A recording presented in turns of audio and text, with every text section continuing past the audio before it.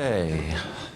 Okay, I think we're gonna get started here, and I'm sure people will continue to trickle in and out. But welcome. Thank you for coming to our session on learning from new ensembles. My name is Norman Ryan. I'm vice president for composers and repertoire at Schott Music and European American in New York, and I have a fabulous panel assembled here. And I'm just going to tell you a little bit about them and a little bit about all the exciting projects, or a little bit about some of the exciting projects they're involved in, to get us started. So, at the end of the table, to my left, Amy Garapic is a percussionist and co-executive director of the new music powerhouse Contemporaneous, and is one-third of the percussion trio Teague. Teague, thank you. Okay. She has worked closely with a wide range of composers and performed alongside So Percussion, Signal, Nexus, Bang on a Can's Asphalt Orchestra, the Eastman Broadband, and the Wordless Music Orchestra. Contemporaneous is a New York-based ensemble of 19 musicians who perform music by composers who share the air we breathe and express the experience of the world today. The ensemble provides composers with an outlet for unbridled creativity, encouraging possibility, risk, and challenge, with a desire for the best possible music, regardless of what has been and can be done. Next to Amy is Beth Perdue Outland, who is Vice President for Community Engagement and Strategic Innovation at the Indianapolis Symphony Orchestra, connecting people with inspiring musical experiences that meet community needs is the driving purpose of the ISO learning community, which Beth has developed and currently oversees. The wide array of programs alongside include the integration of ISO's Ensemble and Residence Time for Three into the Indianapolis community, the Metropolitan Youth Orchestra, the Art of Leadership, and workshops designed to support music making in the early childhood classroom. Jen Richards is Managing Director of the multi-Grammy Award-winning ensemble Eighth Blackbird, and former president of New Music Chicago. Eighth Blackbird combines the finesse of a string quartet, the energy of a rock band, and the audacity of a storefront theater company. The ensemble is particularly known for its rich component of university and conservatory residencies with an active commissioning schedule. Jen is also an out transgender activist, the creator of the website We Happy Trans, and co-director of the Trans 100.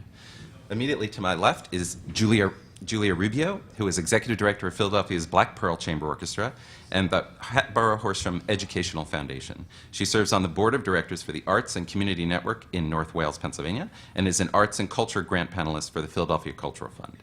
Black Pearl takes audiences beyond spectatorship to participation in the artistic experience. The BPCO's concert programming connects countries, cultures, and communities, offering audiences unparalleled access to the orchestra through hands-on activities, open rehearsals, and opportunities to work directly with the musicians and the conductor. Before we get going, I just want to say when Jim Holt and I began talking about this, his idea for this panel, I said to him, I think I had a yelp of excitement. I was like, this is fantastic. At the League of American Orchestras, we're bringing new music ensembles to the table and talking with them, their leaders, about how we adapt these strategies and how we adapt what they're doing to the orchestral model, which of course is a very different one and one that provides challenges of its own. So what I have seen, just to give a little background, I've been in the music business, if you will, for better part of 25 years, working on the other side in programming at Lincoln Center originally. And from that point, and at that time, programming was really not at all risky. This was 25 years ago, mid-'80s. It was actually very conservative. There was a very accepted model of how concerts were presented and the repertoire that was expected to be heard, and you had a overture, you had a concerto, and you had a symphony. You had a great artist who was the star, and that was the driver of the concert, the performer. I would say, leaving that environment and working with composers in the last, say, 15 years, what I've seen is this incredible burst of energy and entrepreneurship among not only young composers, but mid-career composers and new ensembles. We have seen a burst of activity, not only in New York, but across the country, across the world, across Canada. There are any number of new music ensembles doing spectacular work. And this has been sort of I've seen a parallel development now, this incredible burgeoning of young, talented composers, which are just, I mean, they go hand in hand because there's this incredible commitment, I would say, that the ensembles are making to working so closely with these composers. And we're seeing more successful collaborations and better music. I mean, the change, I can say to you, is palpable, and I think it's only the tip of the iceberg. There's so much more to come. So the next thing that Jim sent me, that's all the great side, the positive side. Jim sent me then a link to an article that was published in the New York Times in 2004, and that article was titled "The Juilliard Effect." And some of you may be familiar with that. It was an article that tracked 44 instrumentalists that graduated from the Juilliard School in 1994 and tracked their career paths to see where they were now. What they found was that approximately half of those musicians were no longer in music at all. Variety of reasons. And I'll read a few quotes from interviews that were conducted with those musicians. But one of the interesting points, I'll just tell you this, run down this list, is here are some of the occupations of those not performing anymore. So we had an English teacher in Japan. We had a fitness trainer, a stay-at-home mother, an art museum bookkeeper, a software engineer, a music therapist, a saleswoman at Tiffany's, a public relations assistant, an insurance underwriter, a public school string teacher, a network engineer for the Federal Reserve Bank in San Francisco. When some of these folks were interviewed, let me just pull up some of these, the comments, excuse me.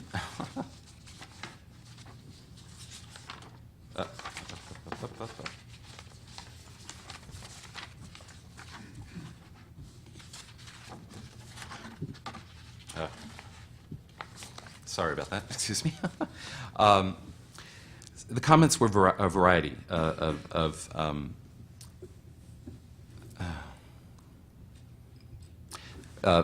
arranged across a variety of concerns. So one of them said, "How can I be useful as a musician? What's my purpose? What's my point?" I was very conflicted about being a classical musician. These sorts of questions applied to many in the class, who sometimes wondered what point was there in playing the same war horses over and over to what seemed to be inexorably aging audiences. Once at Juilliard, they discovered the inherent paradox of being a classical musician.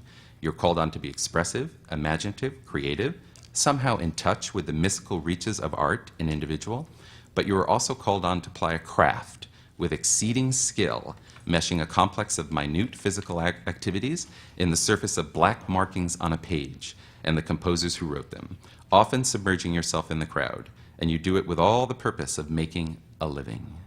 Some of those interviewed who traveled from gig to gig like modern troubadours welcomed the variety, but yearned for the stability of an orchestra. Orchestra players said they liked the stability, but felt stifled. Amy, from Contemporaneous, do you find yourself among that group of independent players yearning for stability? I think, of course. I think that's always in the back of anyone's mind, trying to, being a recent college graduate and having student loans and trying to make all of that work. But I think for a lot of us in this new music ensemble world, we're just excited and thrilled to try to get out there and to make as much music as we can, and to create as much music as we can. And we're going to, find alternative ways to support ourselves if we need to, because that drive and that passion is there. I think for us, creating Contemporaneous was a necessity. There wasn't any new music at the school that we were at Bard College, and we wanted to be a part of that, and we wanted to be a part of the composers that were creating this new music, and we wanted to have our own voice and be able to be a spokesperson for these composers who had their voices. So for us, it was just necessity to make this happen, no matter what that meant for after or finding ways to support ourselves. Stability is always, in the back of our minds, but what we're doing isn't necessarily a way to pay the bills, because I can tell you that for me it doesn't. Contemporaneous doesn't pay my bills, but getting the music out there and the art out there is really the most important thing. And are there any specific, you're a new organization. Contemporaneous is, 3 years old now? Yeah. one of the hardest things, as we know, about any kind of startup is those initial stages of really generating excitement, generating commitment. What have you found to be those challenges, and how have you kind of met them head on to see the success? I mean, you're working with such a variety of composers now. Right. Is there any particular kind of trick to that? Yeah, I think one of the biggest things that we were really fortunate with was BARD is a very small community, and we were able to generate excitement within the BARD community initially. We generated a lot of support from community members who lived around that area. BARD is sort of a little magical nugget up in the Hudson Valley, and so there's a lot of people who aren't necessarily connected to the university but go and support the arts and a lot of the music that's happening there. So we really created a lot of buzz around there, and then kind of took that. It's only about an hour and a half from the city. We sort of started moving our concerts. We'd do a concert at BARD and then a concert in the city, and generate a little bit more of excitement kind of on the heels of what we had started at BARD College. Mm-hmm. And Jen, Eighth Blackbird's had incredible amount of success. The organization is known for intensive residencies, really developing engagement in community, students, commissioning. What do you see as really the drivers behind that, and what's been the key to Eighth Blackbird's success? Endurance can't be overestimated. Mm-hmm. We just finished our 17th season, so we're kind of on the other side of the spectrum, where we actually have achieved a degree of stability and even of institutionalization, which has its own kind of shadow side effects. The group, I was the first staff person for the organization. For the first 12 years, the 6 musicians did everything themselves, which is typical of most startups. And it got to a point where there was enough work that the demand for admin work was cutting into their opportunity, their time to rehearse and to do artistic planning. And then so you begin growing from there, and then you hire a production manager, and then a bookkeeper, and an office manager. And then suddenly the group isn't having business meetings as much because they don't need to as much. And then all of a sudden they start to feel disconnected. And we're just arriving at that point now where the musicians don't know everything that's happening in their own organization. And that's a great opportunity for some of the musicians, and others, like any other organization, you'll encounter founder syndrome, where the people who started it want to hold on to everything. And so there's a constant tension through there. But for us, the real key, and I think what's enabled the success of the last 3 years in particular, is that we had a strategic visioning retreat with Tom Morris, actually. And it was at that point that the group first explicitly said that they wanted to become an institution that outlasted them. And all of my work over the last few years has been driven to get to that point, so that we are creating something that is legacy-based, that is beyond the personalities of the individuals involved. Eighth Blackbird kind of redefined themselves rather than a kind of a band of these 6 musicians who were doing something particular to an approach. It was a way of approaching music, a way of approaching performance, a pedagogical approach. And that is something that can outlast all of them. And that then opens up a lot of the residency work to teach their approach to these ways of engaging with music, and to spread that as far and wide as possible. And that's been particularly exciting now, because we've had 2 replacements over the 17 years. Only 2 of the original members have left. But we can now kind of see the path ahead, that it's entirely conceivable that 20 years from now, Eighth Blackbird will still be going, and it'll still have its same distinct brand, even though none of the original members may be involved. Mm-hmm. Amy, I wanted to ask you and Jen about this idea of the staffing issue and how you handle that. I mean, in most new music ensembles, as Jen just referred to, the musicians are doing everything. And when there's a board, it's usually a working board. I serve on the board of Tally Ensemble. I know everyone on that board is essentially working to help the ensemble, in a variety of ways. What do you see are, number one, the benefits of that? What is there a key there that really that under sort of pins the excitement and the passion for the players? And conversely, Jen, I'd love for you to talk a little bit more about how you see it changing Eighth Blackbird now. So for us, this is actually interesting because just recently we've sort of established a core group of musicians, which is about 19 of us, and each of them have responsibilities and ways that they contribute to the organization. And for us, it happened because they approached us, because they were really excited about what was happening, and they wanted to be more involved, and they wanted to be a part of what was happening with Contemporaneous. They wanted a piece of that. They wanted to own it. They didn't just want to be musicians that came to play a concert. They really wanted to be a part of this organization, and they wanted to help run it and know what was going on from the inside and be involved in decisions and know about what was happening.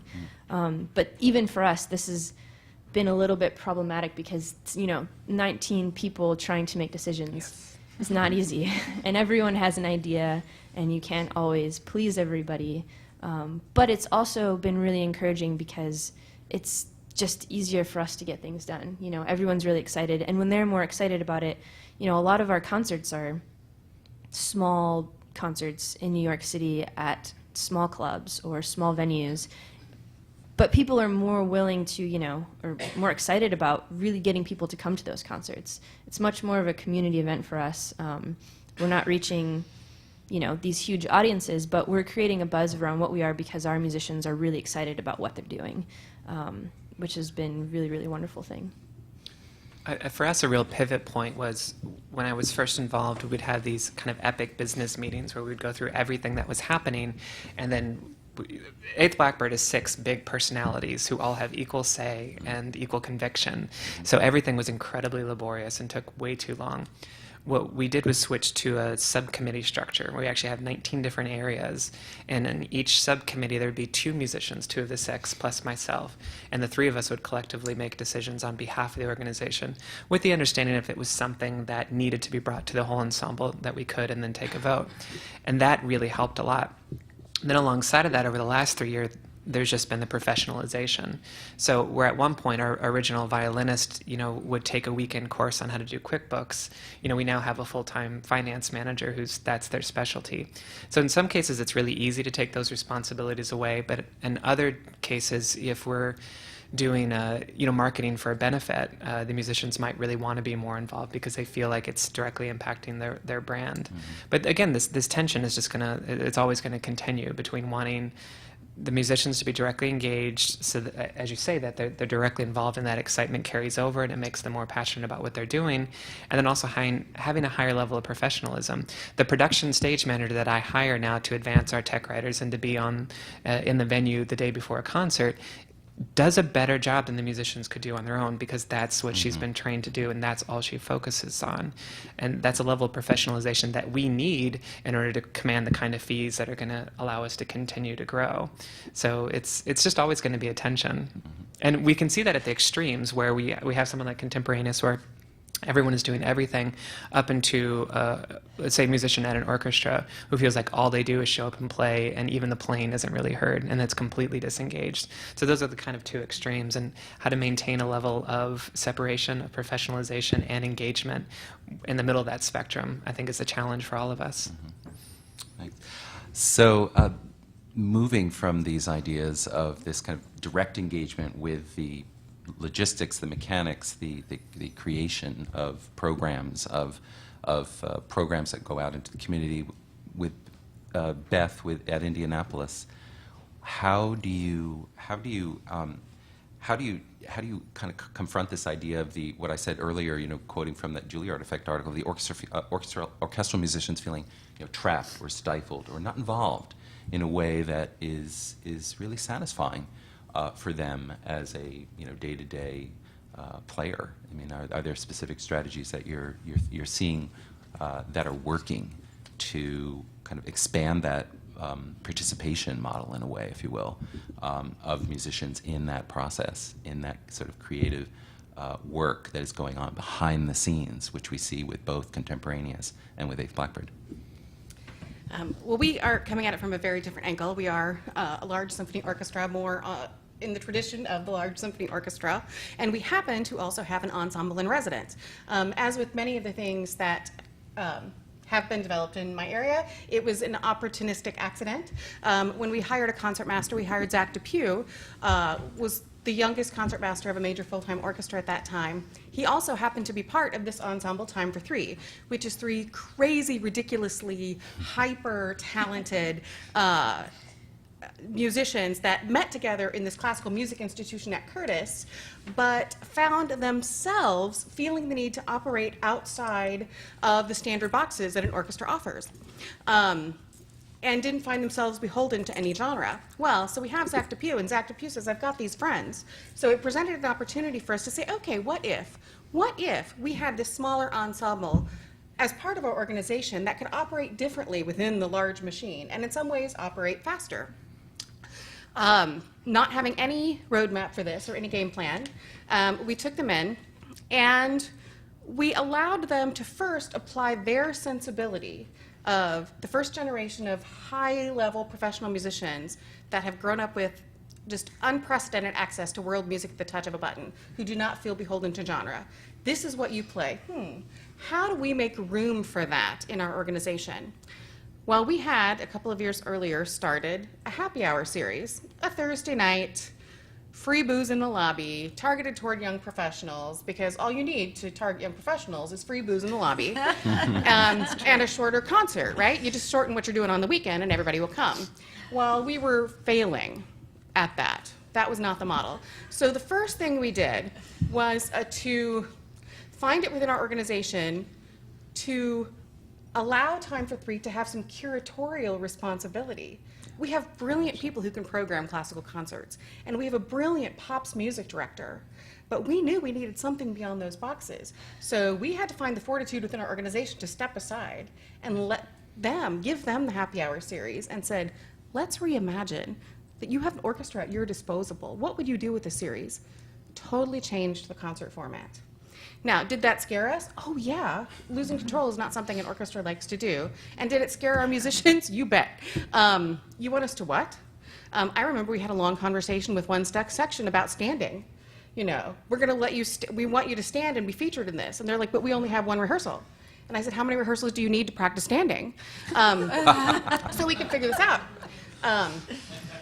But what kind of curatorial sensibility they brought to us is that we're not going to call it pops or classical. We're going to see what else an orchestra can do. And we started with their vision of formatting mashups, crazy orchestral mashups, Beethoven and Coldplay, Stravinsky and Katy Perry. And we got highly qualified, awesome arrangers to come in, and they found the thematic content. So it wasn't just a slice and, splice kind of thing, but completely integrated things thematically to create new pieces out of existing works across genres. So the people who came in because they thought it'd be funny to hear Katy Perry played by orchestra were also now hearing Stravinsky and fascinated by what this new thing was. The series got a crazy large following. It birthed a new Forte young professional organization that now supports our orchestra, and the membership has tripled over the last 3 years because of Time for Three. And now Time for Three is not even featured on all of those concerts. And we did a 40-minute piece, a 40-minute playthrough of a complete integration of Brahms and Radiohead last spring. Now, a 40-minute piece to a rather inebriated young professional audience does not necessarily sound like a good idea. Wildly successful, highly captivating. But then we had to say, this can't just be about mashups,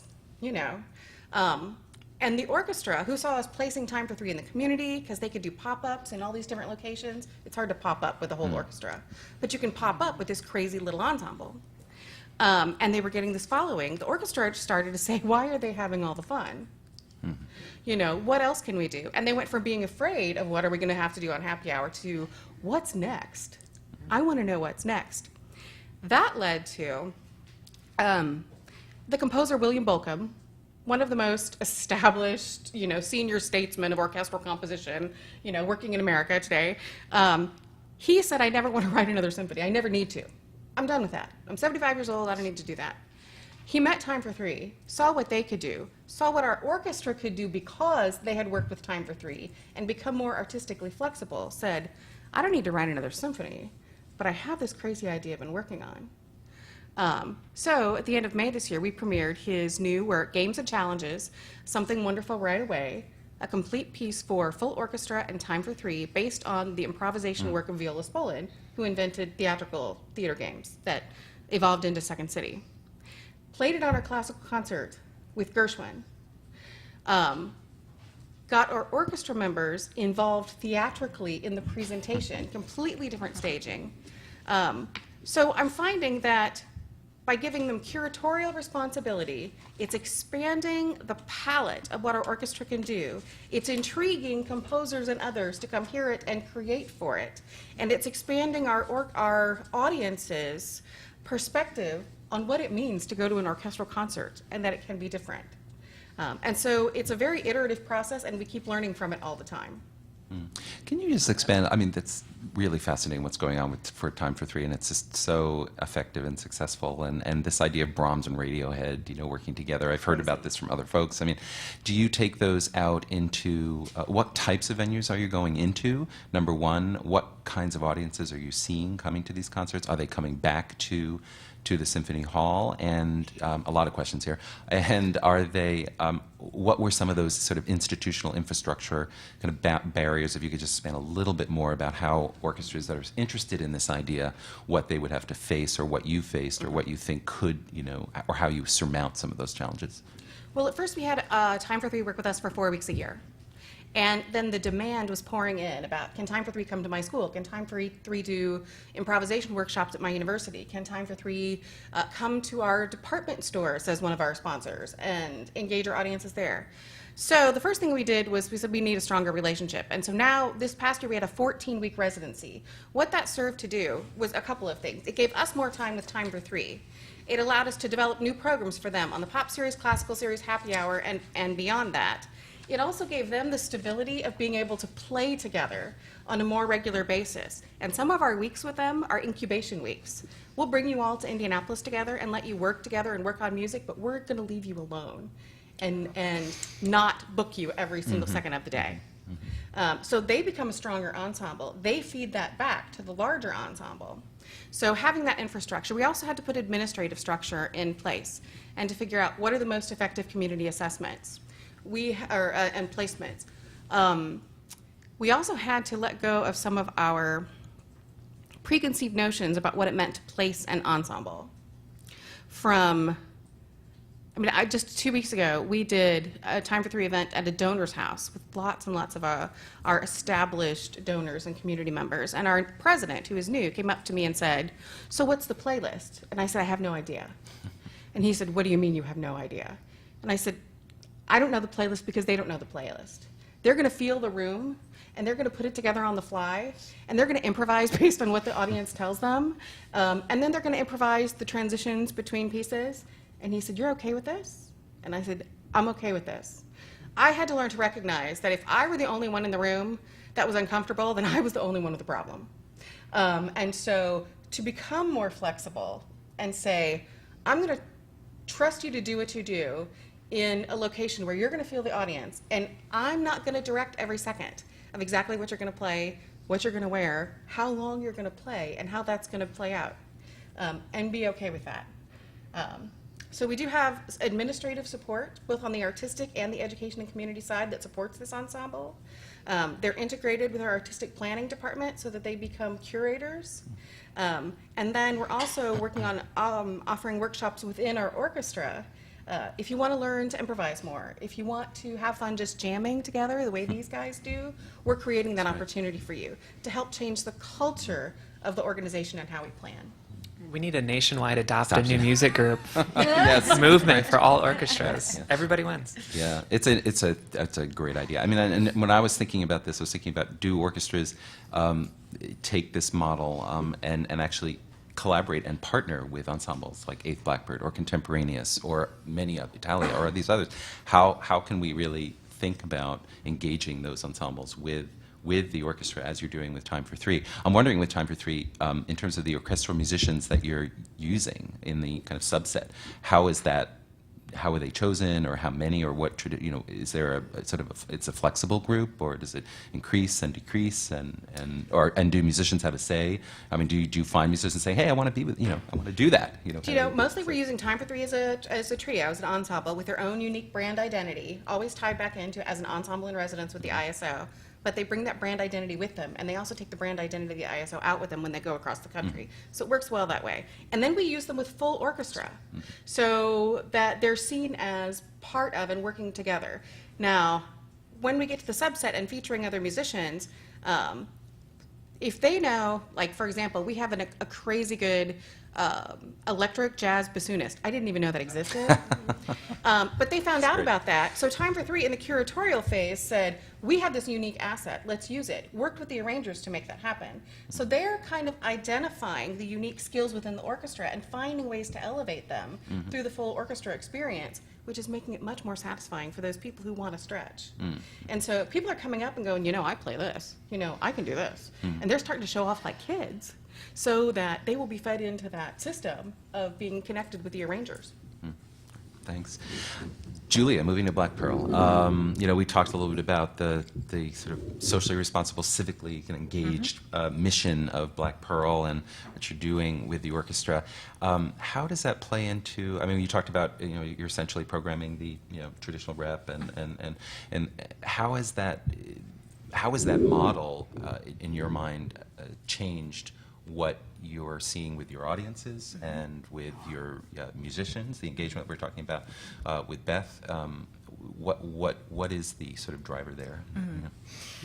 Yeah, our orchestra, we are, repertoire-wise, we're fairly traditional.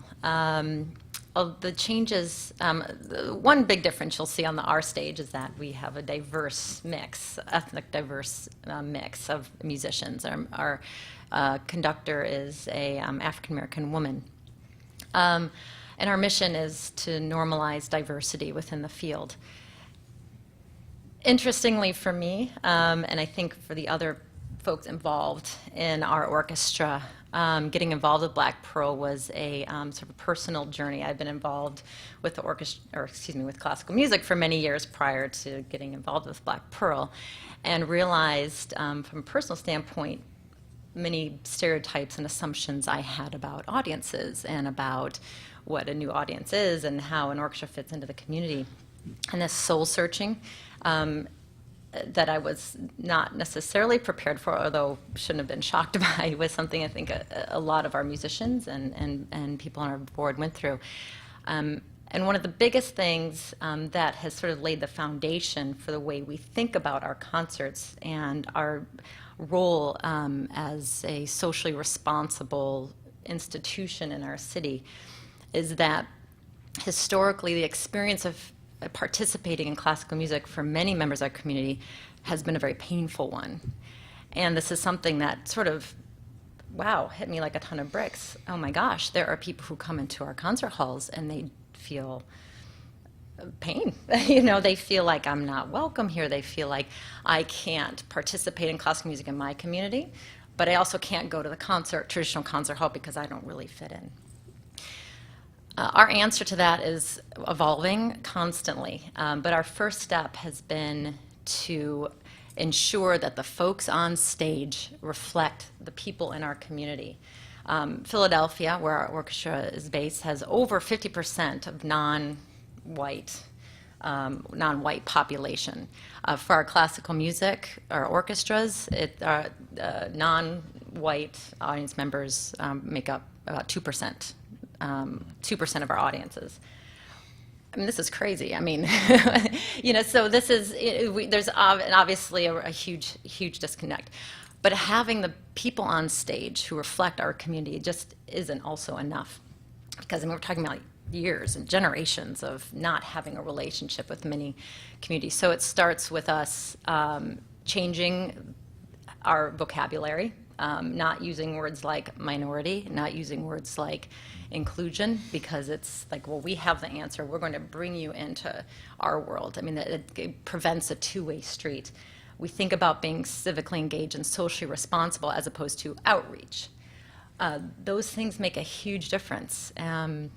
We think about normalizing diversity as opposed to bringing in minorities into the concert hall. Our goal is that one day, because our audience is 60% African and Latin American, our audience, over half, is under the age of 50. These simple things that we're finding are making a difference. People come to me just anecdotally and say, you know, I'm a mom, African-American mom. I have a son who plays a violin, and I tell him all the time that he can do and be whatever he wants.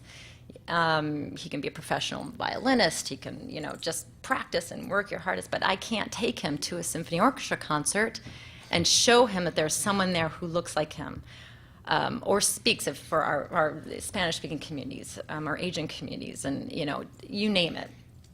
There isn't, for us, and also especially in our Spanish-speaking communities, that those role models. So that simple gesture has made an enormous difference, and I'm even shocked. And I look at our audience like, can you believe this? And in speaking to, you know, this issue of musicians, you know, we of course have a diverse mix of musicians in our group, and we're very careful about that. It's not just a black orchestra, or a Latin American orchestra, because we don't want to create this, which we're very careful, this sort of separate but equal kind of a situation where, okay, well, those folks have their orchestra, and then the rest of us have this orchestra over here. So it's all about making sure that these audience members, these newcomers to classical music, are integrated or brought into the major venues in Philadelphia. Of course, we're out in the neighborhoods, but it's more than just that. It's making them feel like, in our case, the Kimmel Center, which is our big venue, our big performing arts venue in Philadelphia, that's their home too. This isn't just for a certain social, economic demographic in our city.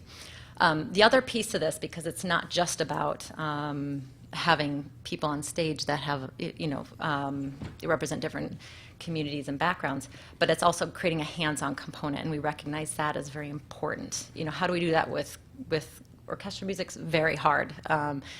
I suppose, and maybe people would argue this, but I suspect, and, you know, visual arts, and, you know, it's easier to make have a hands-on component, but it's hard with classical music. But we have a programming that brings people on stage to conduct. I have a program called I Conduct, and we also have another program called Orchestrating Leadership. Orchestrating Leadership, we use the art of orchestral conducting for kids in non-dominant communities to have a workshop with us after school, and we teach leadership skills through conducting. These are kids who sometimes never seen a violin, and we teach them how to conduct. Our music director teaches them how to conduct.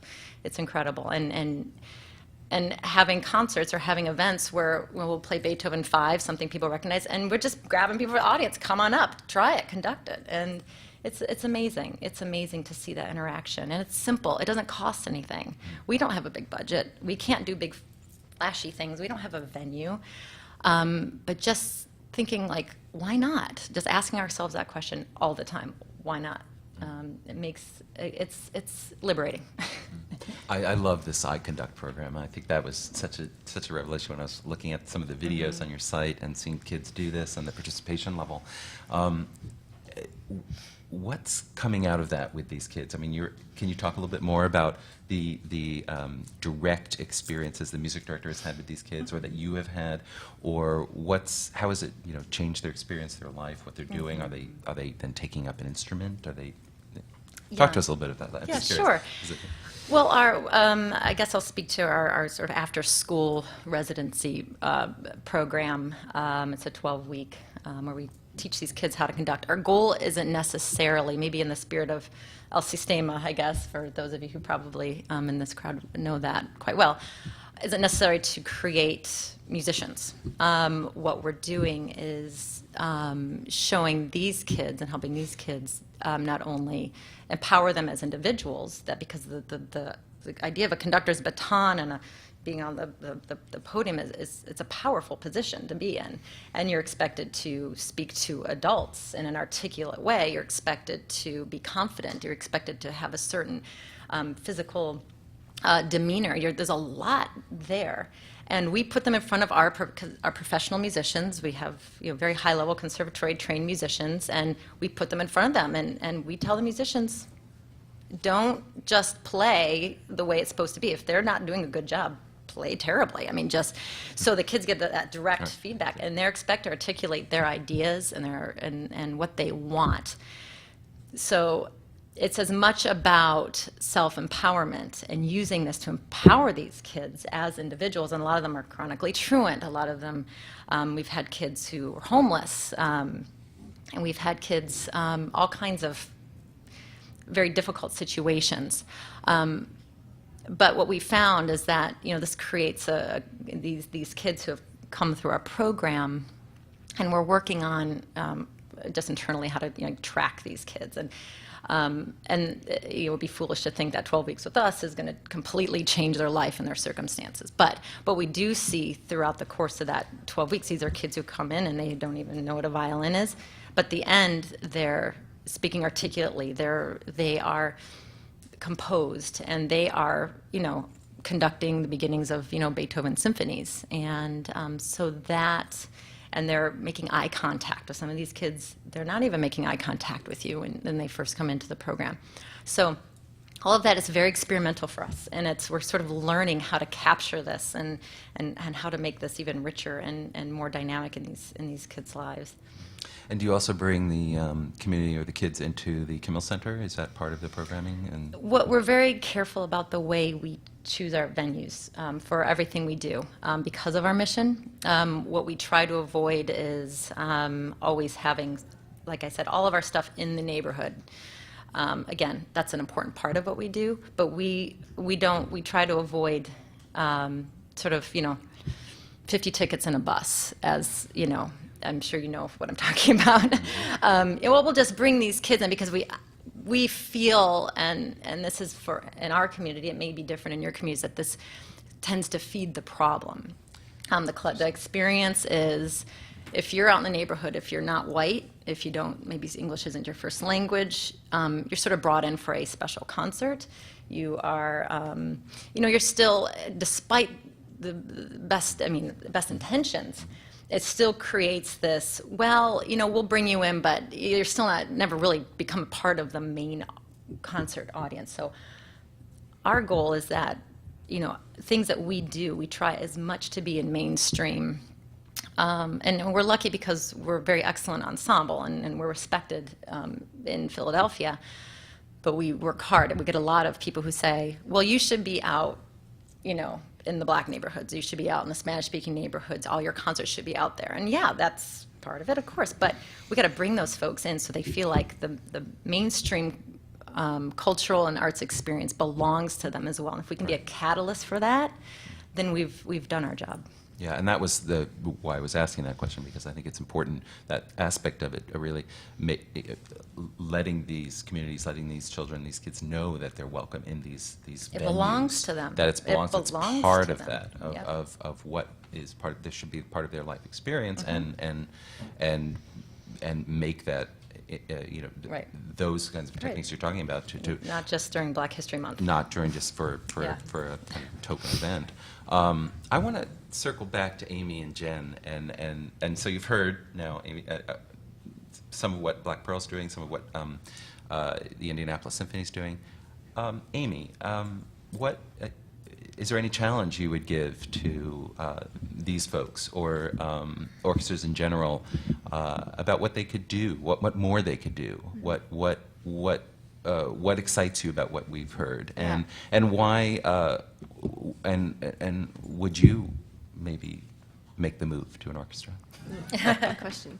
I mean, one thing that's really exciting, I think, is just hearing you talk about your trio that you have, and how, I guess one of my questions is, how much of a burden for the orchestra is it to support that trio and to have them in residence? Is it that difficult that it couldn't happen in orchestras all around the country to create kind of a buzz with a chamber group that is clearly their own entity, but also representing the orchestra and being able to kind of reach out and do other things? Because I think that there are so many young groups and new music ensembles that have a lot to offer that could offer that similar thing to a lot of different orchestras and really be helpful in that way.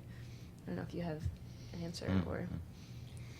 It does require a tremendous amount of support, and there is challenge, and we've had to learn along the way how to navigate it. I in no way think that it is insurmountable. I think you have to have an organizational culture that is open to adapting, be certainly willing to learn along the way.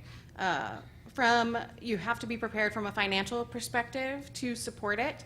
It also provides you with new avenues for building relationships that lead to contributed revenue from previously unrealized sources. So you've got to be prepared as an institution to take advantage of that too.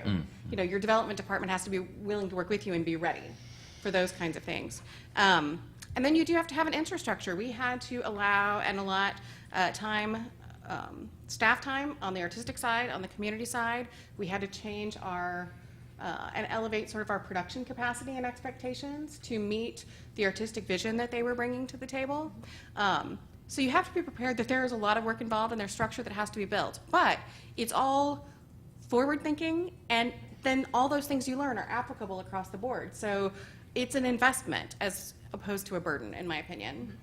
Yeah, that's really interesting. I think because, I mean, certainly for us, having some stability like that would be, you know, incredibly supportive for what we're trying to do. And just, as I said, you know, a lot of our things are community events. We play at schools. We do master classes at schools. We do little things just to, you know, play to school and be able to play there for free. And then hopefully those kids that we talk to in the afternoon will bring their friends and their family to the concerts. But to be able to kind of reach out to larger audiences is, of course, our mission and what we're trying to do. And to have, you know, a vessel to help us do that would be an incredible thing. And what about this? The idea from Julia about the participation, with your audience, with kids, with a new music ensemble, Eighth Blackbird, or Contemporaneous. Are you actually doing that with those ensembles? Is that something that would apply to what you're doing? Is there kind of something that can be learned on your side to engage your audiences more with the, quite frankly, it can be difficult repertoire. Certainly. So. Well. We've actually had some composers write pieces for our group that directly involve the audience, it's music that is created by us but can only be really made whole by the audience and them and their participation. And I think that's a really powerful thing, just talking about with the children being a conductor and really feeling a part of that. Having an audience member be a musician, even if they're not trained, if they can't read music, there are ways, even with simple things like, silly things of making sounds with your mouth or crumpling some paper or jingling keys, little simple things like that, they feel connected to that music and they're excited about that music. Even if it is weird new music, it's opening them up to kind of this new world of things that's happening. And I think they're more likely to kind of come back because for somebody who never makes music, I often think as a musician, I can't really understand what it's like for people who have never had the opportunity to create music. Because it's such a powerful thing for me every time I get to do it that I just want everyone to be able to feel that way. And for people, even if it's just a very simple thing that they're doing, but it makes a big impact on a piece of music, I think that's a really hugely powerful thing and really makes them want to come and to be a part of it and to tell their friends about it and to want to experience that again. And with these new music ensembles, I think we're trying to create as many opportunities as we can to allow people to have that kind of experience. And would you say a big part of that is the venue and where you're performing? Certainly. I mean, it's like you're sitting this close to the person who's listening to you perform, and they're seeing everything you're doing. I'm a percussionist, and everything is visual, and everything is exciting. So for someone to really be up close and personal and to see something like that, I think really means a lot to them, that they can just come up to you right after the concert or after a piece while you're resetting something and have that conversation and ask those questions and be able to get feedback right away, I think is really important. And the other thing I've seen, I'll just add to that, is that when I've seen audiences engage with composers of new pieces, the experience changes dramatically. I mean, there's a connection with this creative artist. There's a connection with how the piece was, brought to life, how it was, what the inspirations were for the piece. The composer can talk more specifically to how actually the music, what it means to him and what or her, and how it should maybe perhaps translate for them or not, or give them some guideposts with that. And I always see audiences thrilled to that, Certainly, that yeah. kind of connection with the living composer. Yeah, It's and just we've so even great. had folks sit inside the ensemble as we're playing As- also, yeah. which is another hugely powerful thing, and yeah, really exciting. Jen, do you want to add anything to that about challenges to? Well, you sure. know, I mean, orchestras? I don't think I feel no need to challenge Beth or Julia. I think this is No, a well they're doing curated it. panel Yeah, in yeah. terms of that they're doing things that are unusual. To me, it kind of proves the point that it's necessary but no longer sufficient just to play good music really well. We have to move beyond that. You spoke a little bit about like old orchestral models of, you know, kind of the great man or the great artist, and it was all about doing things as well as possible. And I even at the CSO, at least pre-Muti, I saw a lot of that. Just like it was so focused on the best possible performance, which for most of my colleagues was seen as boring, as stultifying, and we'd much rather see our colleagues in a startup orchestra or a chamber group trying something new, even if it doesn't always succeed. Right. Mistakes are okay. you know. Mistakes are exciting, and we want that element of risk. I mean, what Beth is doing, they actually ceded control, which is very, very hard for an institution to do, but that's really exciting. Both of these organizations are about more than just doing a piece of music really well. This kind of level of community engagement, being honest that we want what's on stage to reflect what's in our community because we're part of that. That attending a concert, being really engaged with music is more than just about doing Beethoven really well. It's about hearing something that you can identify with, that you have a place in. There's an element of risk involved, that you're directly engaged. And a lot of this, frankly, is stuff that we kind of take for granted in the new music community. I work with a lot of different new music groups in Chicago where we have a really big and burgeoning scene of contemporary music groups, chamber groups that are all musician-led. And a lot of what we do, it's not that we do it because it's like a political principle or some kind of noble goal. It's necessity. Like we have to do things ourselves, and it's born directly out of the communities. And it is the composers who are present, and they want to try new things. And so a lot of this naturally flows out of the necessity of our situation. So I think now when orchestras, and frankly, it's taken a dire situation for orchestras to finally say, like, okay, something has to change. We cannot sustain this model any longer. And I think what both Beth and Julia are doing, to looking to the community and to looking to new music groups, to integrate new ways of engaging audiences, their own musicians, their own staff, composers and other musicians, is exactly the right next step. Yeah, and you know what I'm seeing and hearing Beth and Julia talk about this is that you're really harnessing, you know, these kind of creative partnership ideas that new music ensembles or just these entrepreneurial startup groups are so. That's the core of what they're doing, but you're putting that, which this is this great advantage you have, into the infrastructure, using your infrastructure of the orchestra to expand and develop and support that. And that's, you know, bravi to you guys. It's just great that you're, you know, getting buy-in for that, also from, I would imagine, board, I hope, and leadership in your organizations. And Julia, did you want? Beth said something earlier that it's so true. It's changing the culture. And that's where it really starts in all of this. I mean, these are really huge issues, and it's something that's so natural. You know, Amy and Jen, clearly it's so natural to the new music ensembles, but for those of us who've been in like sort of the traditional classical music world, for our organization, especially ones that have been around a long time, that changing that culture from your staff and you know, ground up. It's not just about strategic plan directives and tactics and, okay, well, we're going to have this kind of branding campaign, we're going to have this kind of picture on our marketing materials. It's about changing the core of how you see your institution in your community and understanding that in a different way, and whatever that means. That's really, really where I think where it all starts. Yeah, and something Todd Mackover said in a session that Jim was doing this morning that I thought was interesting was this idea of taking risk, but staying stable. And it's a goal, I think, that we all strive for. And I think it's something that you all have proven is absolutely critical and crucial right now. With that, I think we have about 15 minutes to open the floor up. I'd love some questions. We've kind of touched on a lot of different areas here, and would love to have more dialogue with all of you about what you're doing, or if there are any particular programs that resonate with you, or questions or about those programs. If you're asking a question, please use the mic. We are recording, so and just identify yourself and your organization. So, anyone like to kick it off? Any questions?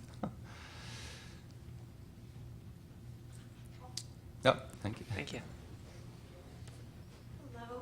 Hello, I'm Victoria Patterson, and I am a violinist in New York City. I run American Modern Ensemble, so I do, actually, we were emailing each other. That's right. Hello. I do all American music. We've programmed over 150 composers, the in-house composers, Robert Patterson. So I don't even know if I have a question. I'm just here because obviously we're just about to hit our 10th year, and we sell out, and we get New York Times reviews, standing room only. And so when people are like, oh, new music, how is that possible? I mean, It's kind of bizarre. it's like, well, it is. It's like we're like selling out. And I mean, yes, we're not a symphony orchestra. So I was once on a panel with like big orchestras, and there were 2 new music ensembles. I mean, I have to get 300 people in the house. So I understand, like, wow, if you have to get 3,000, that's intense. But I think it's just so exciting to have the composers there, the panels, I think engaging people. It's just totally, it's just what it should be. I mean, I'm not even thinking that like an orchestra needs to have an entirely all living composers. What we do is like pretty, I don't know, out there. But we also have hooks, which really helps. We have themes, so we don't just say, okay, here's a new music program and come. But we try to have really fun themes. We've done like food and music and Triple X and just like all crazy stuff, But I just think that this is, and one thing I want to say is about that maybe you can talk about because you're with the Indianapolis Symphony. Like one thing for us, because we're a small ensemble, and like our largest concert was 18 musicians, but usually it's about 10 musicians. So we can do very things spontaneously, like really cool videography. We don't have to sign forms, really. People will, can get online. Like when Hurricane Sandy happened in New York, I was like, God, the Brooklyn Phil should be doing a concert, and like the New Jersey Symphony should be doing something. And I do a lot of pop music, and all, everybody was right on the Hurricane Sandy thing, and I was disappointed that orchestras can't jump in like that and just be like, okay, the New Jersey Symphony should be with the governor and like doing something. It would be great, and that's where it's a little different. So maybe you can talk a little bit about that. The flexibility is not part of the orchestra tradition from an administrative perspective, in my experience. It's very, very challenging. We plan our seasons 2 and 3 years in advance. The conductors and soloists are booked. You have X many services a week. You don't waste them. You fill every service. So it's very hard to be opportunistic when those kinds of things happen, because I'm sorry, we know exactly what we're doing over the next 18 months. And so that's honestly one of the things that having a relationship with an ensemble that has that flexibility has enabled us to be opportunistic. Like, oh, we see this thing coming out in 10, 30, or 90 days. Oh, well, I can't do that with the whole orchestra, but I can have the quality, values, and ethics of our orchestra represented through this ensemble, and then connect that back to what the orchestra is doing in some way. So in a way, having the relationship with the orchestra as a large machine where the wheel, everything turns very slowly to get through a cycle, the small ensemble as part of it allows for a small, more quickly spinning component of it, which then, if you're mindful about it, becomes R&D. Like, hey, look what we learned in here. Now, how do I feed that back into the larger system so that it becomes part of the planning? But that's one of the inherent tensions and challenges, is that the large institutions have a very hard time with that kind of flexibility. But it's something that we're learning from by having this program. And it's interesting to note. I meant to mention this earlier. I was talking with Eric from the Detroit Symphony just yesterday about this, and he said the exact same thing to me. He said, "Oh, Norman, that's a great project. It's wonderful. I love it. But you know what? Yeah, we're fully booked. It's 2 seasons out. Before I can do anything. This is just the nature of the model. However, we have a new program that we're developing with a subset of the orchestral musicians. Do you have anything in that area?" And I was like, "Oh, in fact, we do." And we started talking about this project that they can become a part of. And he's like, "Oh, great, I can program that in 6 months." I mean, and that I had not heard from any meeting I'd had with an orchestral administrator before. What I do find is that opera companies are doing that more and more with second stage projects. They're actually going out into alternative venues and taking these chances and risks and being opportunistic. Oh, that's a great piece. That's a hot opera. That's a bit, everyone's talking about this. We want to do it here for our community. We don't want to wait 2 years, 3 years. I mean, how do we do more of that, I think, in the orchestral world. Real quickly, I once had an image we were thinking about. We didn't do this, but I like the idea of programming an Eighth Blackbird concert where we didn't say what we were going to perform. And we had this image of a gift, like a well-wrapped gift. The notion that maybe like your mom always gives you really great gifts, and so you see this unopened gift and you're really excited because you know it's going to be great because it's who it's coming from, but you don't know what it is until you open it. I would love the idea of, like, what if an orchestra, this is just off the top of my head, like had 1 or 2 programs a year, or even 1 or 2 nights a year, that you didn't know what it was till you walked in the door. But you trust them. It's your orchestra, you know. It's like, you know, where else are they going to go? And like, if they're a subscriber, this is a concert. You walk in, and who knows? And it can just be your kind of core staff, so you don't have to bring in some guests or anything like that. I'm writing it down. I like it. I think it's, but there's like, and then if there was something like Sandy, and if it was proximate to that time, then you could be more responsive. You like built-in structure to allow for newness, for possibility, for spontaneity. You don't have to have every day scheduled for the next 2 years. You can have a day that says we're going to do something, and trust us. We're actually doing that a little bit. We have, because of this experience, we've learned a little bit how to do that. And we've entered also into a relationship with New Amsterdam Records, New Amsterdam Presents. And so we've actually reserved these spots on our books for November and May to do just that. We still don't know what's going to happen there, but we know that it's going to be contemporary music with a trusted relationship with these great artists from New Amsterdam. Valerie Whitney from New Amsterdam is right here. I would encourage you to talk to her. They have amazing, amazing work happening there. But you do, an organization has to learn to withhold and reserve to make opportunity for that. We could tie this all together because Chicago musicians did a benefit for New Amsterdam in the wake of Sandy. Please come up. Thank you. Well, I'm Jeff Nitch. I'm director of the Entrepreneurship Center for Music at University of Colorado Boulder. But I'm also a composer and a former managing director of Pittsburgh New Music Ensemble. So I love hearing about what you guys are doing. But I also notice, as somebody who is in academia who doesn't consider himself to be an academic, this huge gulf between the world that you guys are living in and the incredible things that you're doing that are innovative and entrepreneurial and is really the future, I think, of concert music, and what the academic world is doing in terms of how they're training musicians. And you touched on it with the Juilliard Effect article, but it's this issue that our music schools are still stuck in a 19th century paradigm of how you teach music and how you prepare musicians for life out into the professional world. And it's completely disconnected from what's actually happening out there. And so I guess my question, Jen, I'd be particularly interested in what you think about this, because you guys have done stuff with educational institutions, and whether or not you're finding that that is having a kind of paradigm shifting impact on those institutions, or whether or not they're just looking at you, oh, we'll bring an Eighth Blackbird and they'll do their thing, but we're just going to continue to do what we do. And if it's the latter, how can organizations like Eighth Blackbird and these other things that are going on have a more paradigm shifting impact on music education, so that we can really start preparing musicians to lead the lives that you're doing? Both happen. Obviously, there's plenty of times we show up and it's very kind of, to use a loaded word, tokenizing. You know, just like, oh, there's a little new music thing, and you have a few people show up, and then it's kind of forgotten. You have your one concert, it's kind of head scratcher, and you move on. But here's a good example. The Mellon Foundation approached me a couple years ago and said, we really believe in what Eighth Blackbird is doing. We'd like you to apply for a grant for something kind of big.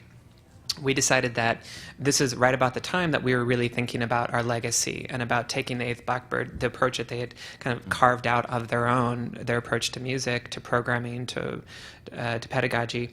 And we really wanted to partner with an institution to see if we could help that paradigm shift happen.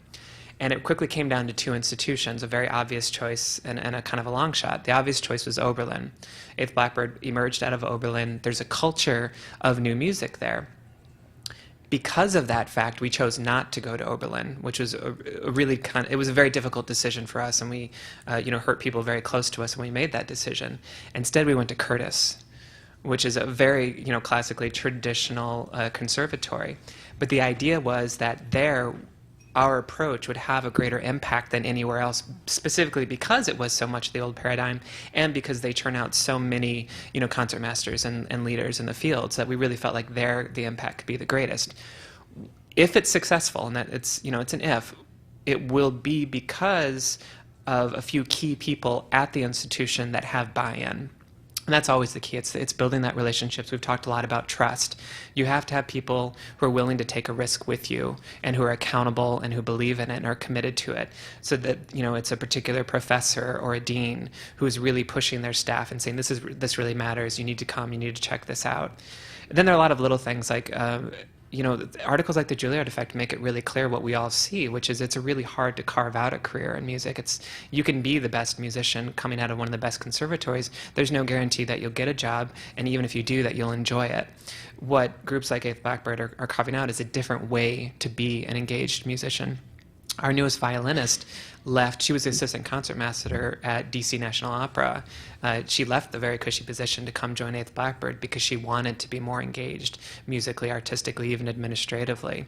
So that's becoming more appealing, and I think the more that I think if we see more orchestras partnering with ensembles and having these kind of dialogues more consistently, we'll start to see new possibilities.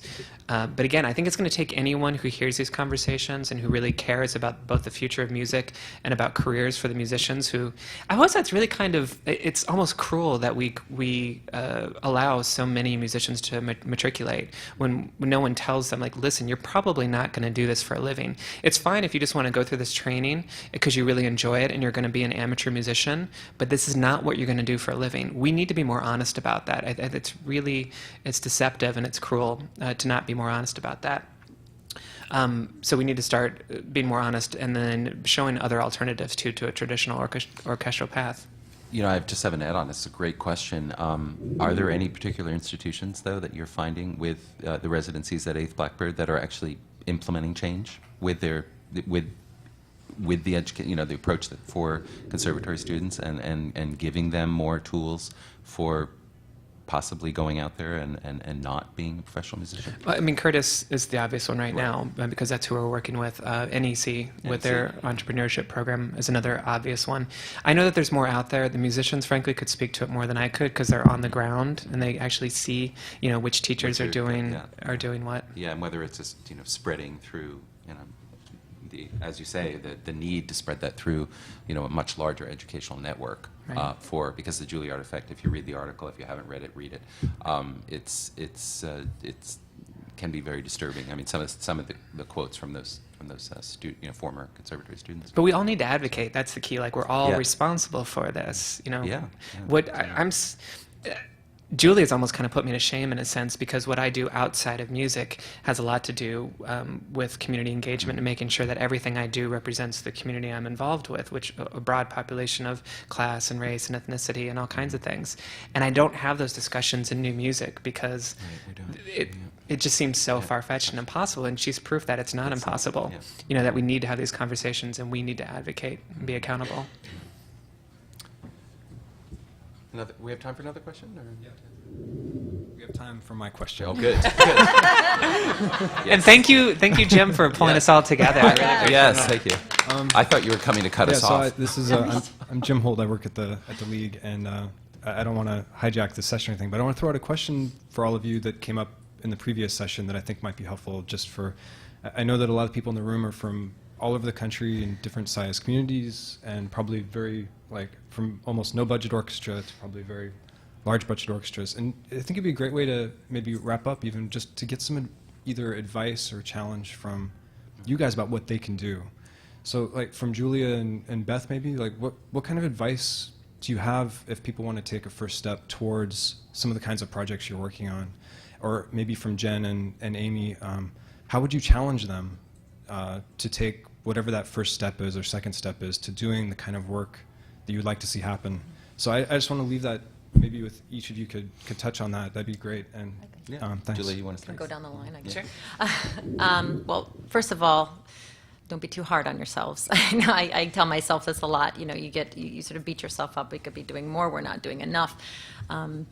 but you have to cut yourself a break because it's we're sort of all in this together, and it's something as a field that we will work toward it, and one day won't be an issue any longer.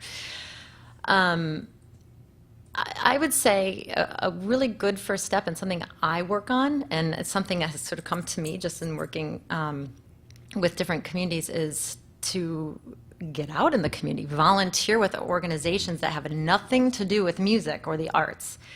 Encourage your staff to do it. I mean, you certainly couldn't mandate it, but see what can you do to make that part of the culture of the institutions that you work for, that there's a day of service, or working for volunteering at AIDS Walk or community gardens or homeless shelters or something, to get to know that you're part of this whole collection of charities and mission-driven organizations. And we don't do that really in classical music. We're kind of over here in this world of our own sometimes in arts and culture.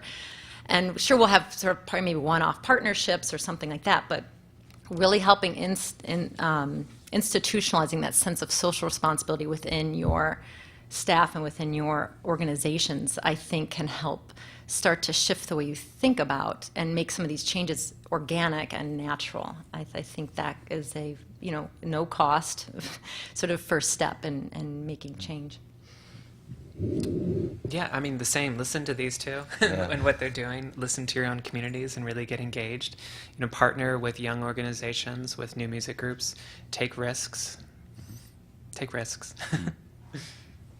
Beth? Yeah, it's absolutely consistent. Like the department, I came from the education and community programs angle toward all of this.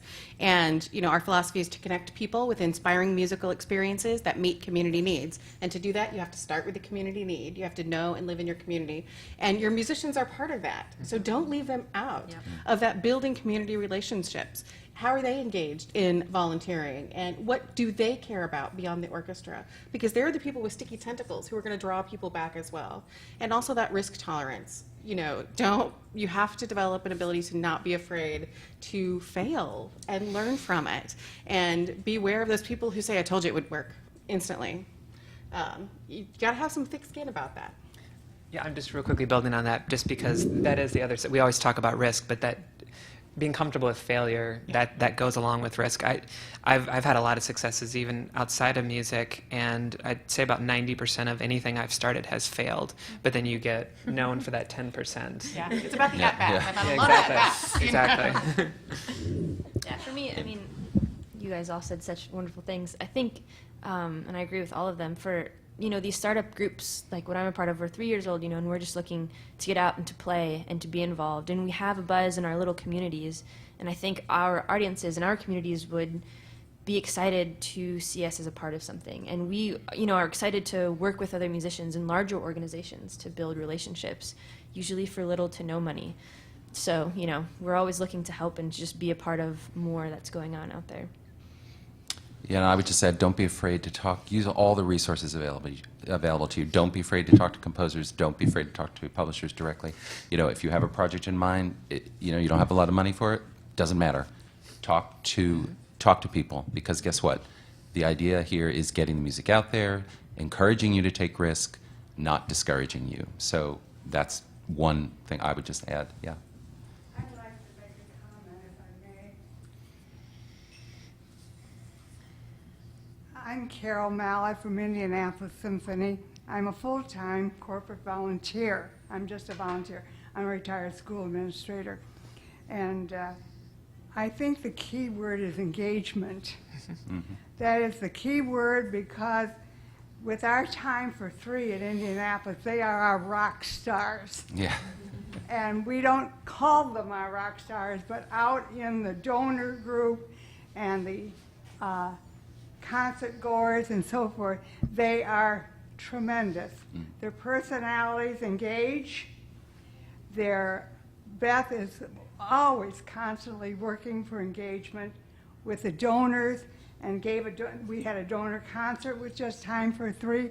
We just finished a Total Pops concert series with time for 3, with sold-out performances and absolutely standing room, which we couldn't accommodate.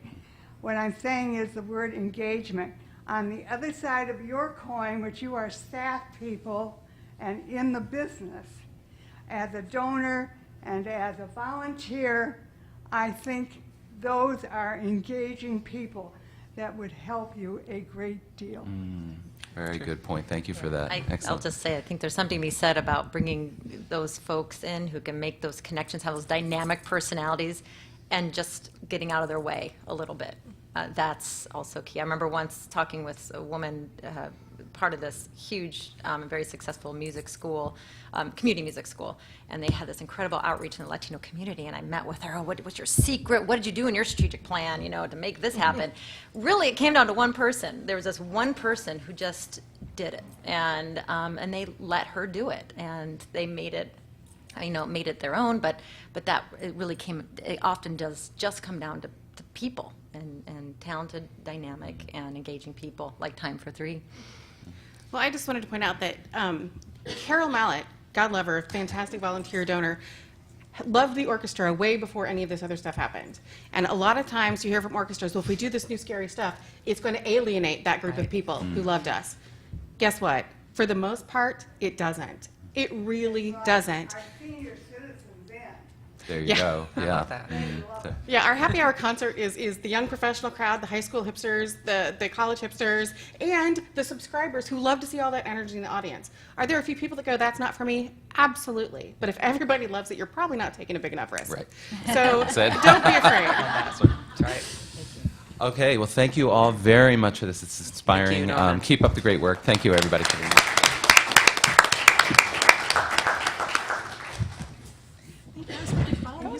I love what you guys are doing so much. I learned a lot. Yeah, me too. Me too. I did too.